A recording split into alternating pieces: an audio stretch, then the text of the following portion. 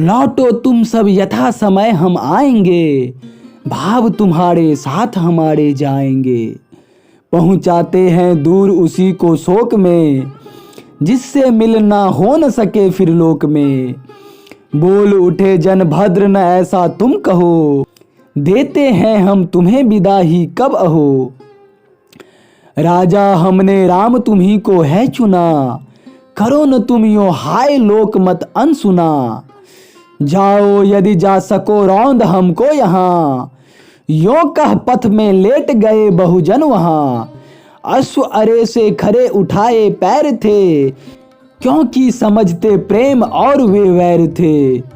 ऊंचा कर कुछ वक्ष कंधरा संग में, शंखालोरन यथा उदग्र तरंग में। करता है गंभीर अम्बुनिधि नाद ज्यों, बोले श्री मद्रामचंद्र सविषाद यों। उठो प्रजाजन उठो तजो यह मोह तुम, करते हो किस हेतु विनय विद्रोह तुम। तुमसे प्यारे कौन मुझे कातर न हो, मैं अपना भी त्याग करूं तुम पर कहो। सोचो तुम संबंध हमारा नित्य का, जब से भव में उदय आदि आदित्य का। प्रजा नहीं तुम प्रकृति हमारी बन गए, दोनों के सुख दुख एक में सन गए।